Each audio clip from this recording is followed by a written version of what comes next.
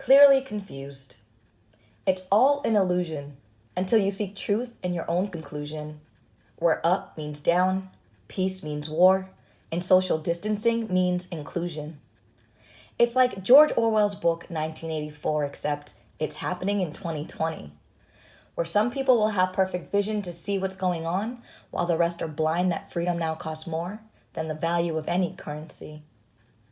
It's kind of like jumbo shrimp, or going to start on your computer to shut it down, when it doesn't make sense at face value, like being alone together, or bittersweet, or when silence is the loudest sound. Some things just don't add up because the goal is simply division.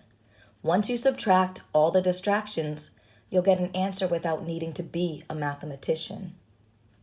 When you get to the bottom of it, there is only a small percent at the top, and everything that keeps you going is what they're trying to stop.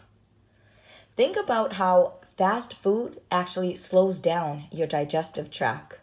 It's so you won't know how to swallow the truth, so they can feed you their own facts.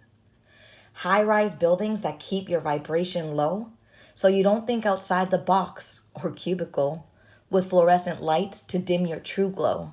People acting like animals, then killing them. They're farming hatred and distrust.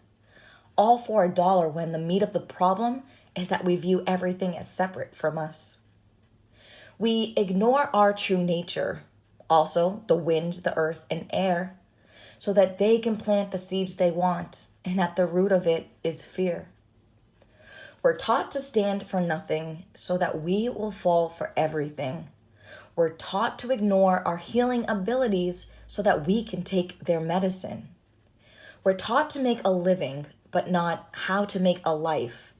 Taught how to hide our emotions and to survive with fight or flight.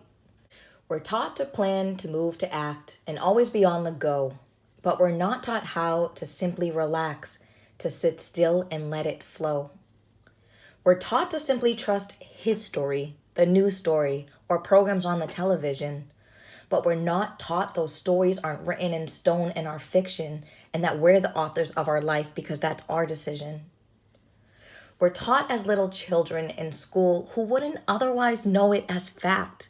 The things that make us all different, such as skin color or income, otherwise known as class, which is taught in class. And even with the access to more conveniences and technology to share information and to express, we don't know how to communicate, and we talk to each other less and less.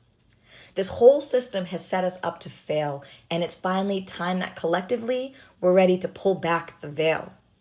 We're all going through a metamorphosis, and it's metaphysical because you could only understand it if you experienced this.